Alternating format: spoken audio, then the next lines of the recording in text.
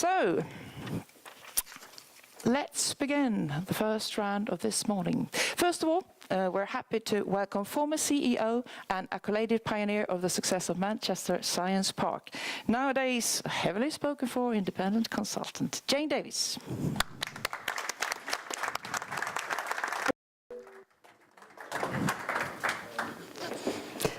Thank you very much, Karin. Good morning, ladies and gentlemen. It's a real pleasure to be here in Linköping for the second time and to be part of this very interesting workshop about the value of science parks. As Karin said, I ran Manchester Science Park for 12 years. Before that, I ran an opera company for 4 years. And before that, I had a career in BP doing various things around the world. So I've had, if you like, 3 different careers. And my 4th one as a consultant has already taken me to Kuwait and work in the UK, Northern Ireland and Austria. So next month I'm going to Turkey. So it's a very interesting life. And those of you who manage science parks know how rewarding and varied that job is. It's certainly, you don't get bored. We were asked this morning to talk about tools, partners, processes that are essential for a successful science park. Looking at the definition of value, it's obviously a morning for definitions. Value can be described as the worth, the usefulness, or the importance of something. And I therefore chose to talk about the measurement of the performance of a science park, because you can't talk about the value of a science park unless you've got some evidence to actually explain to people.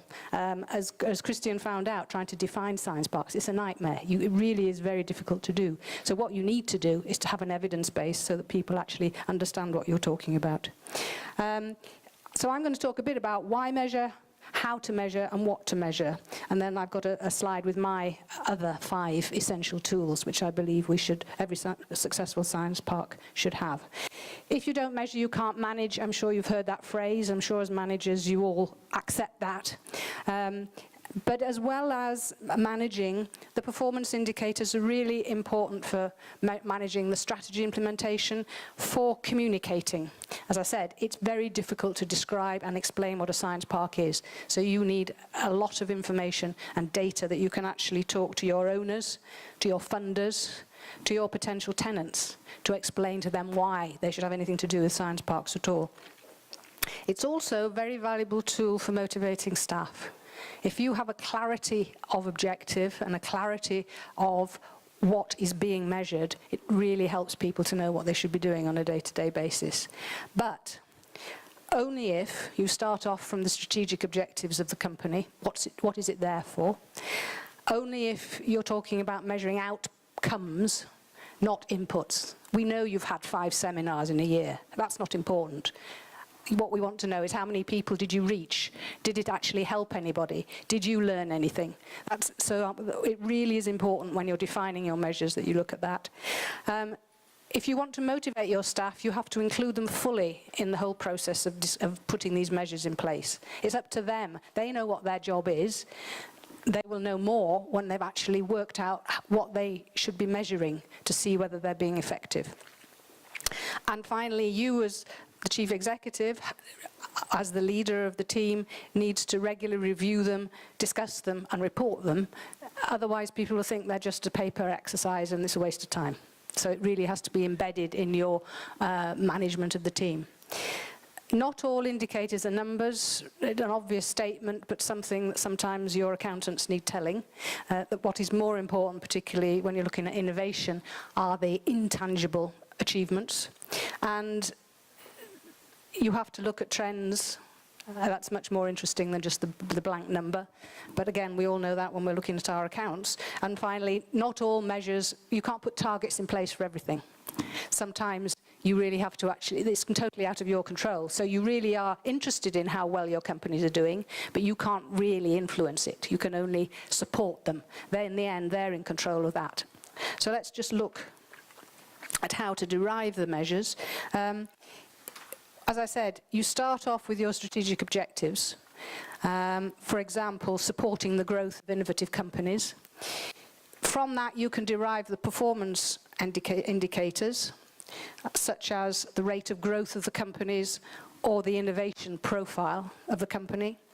And thirdly, if you come out from the measures which could be looking at, in terms of rate of growth, the number of staff in a company and the turnover of the company, innovation profile, one of the things you can look at is licensing activity.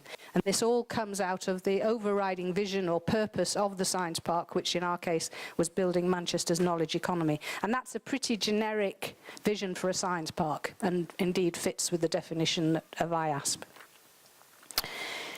This is an example derivation, and I won't go all the way through it, but for example, growth of tenant companies, innovation profile of tenant companies, performance indicators from supporting the growth. Also looking at the effectiveness of the support that you provide. So it's all well and good measuring what's happening, but what we're really interested in is what the Science Park does to actually make a difference.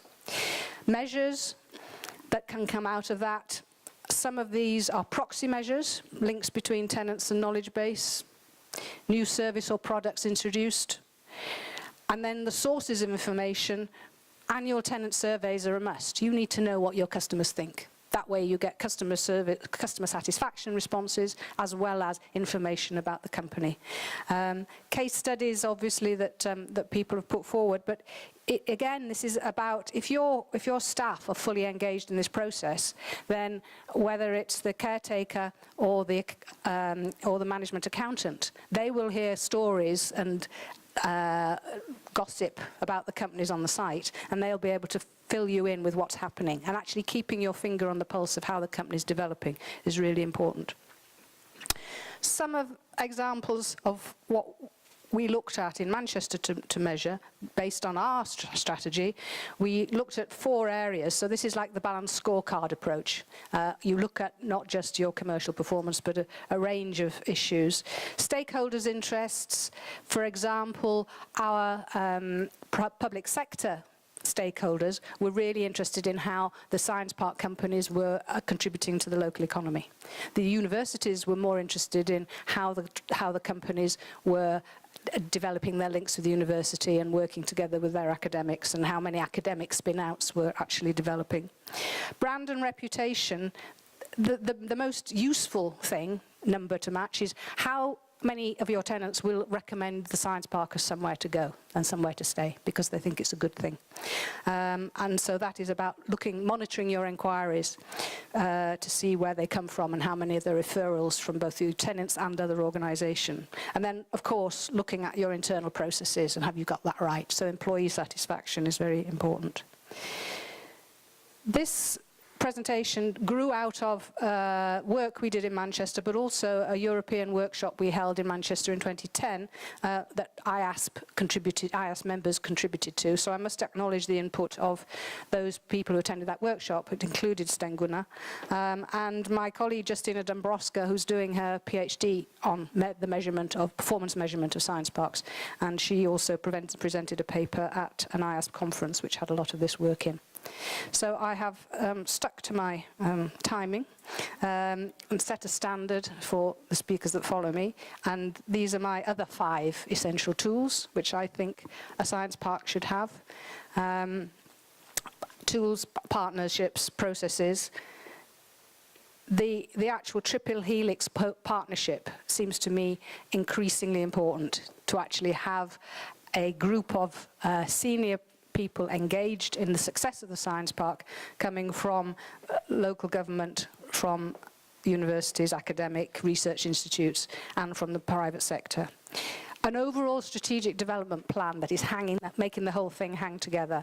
And increasingly science parks are talking not just about the bit within their boundaries, but they're talking about their whole area of innovation around them, and actually trying to get an overarching development plan for that area of innovation that is that is the sphere of influence of the science park. Operational control of a varied property operation, property portfolio. We mustn't forget that in the end, we can contribute to the success of these companies by providing them with the right fit-for-purpose accommodation that's no hassle. Take away the difficulty, make it easy for them so they don't have to worry about that, particularly the startups. And it's extremely important. And there are sometimes market failures where you need public money or science park money to actually create these specialized data centers, labs or whatever. Free PR services is a really good way of building your brand as the home of successful companies. And finally, everybody needs a coffee bar. Thank you very much indeed.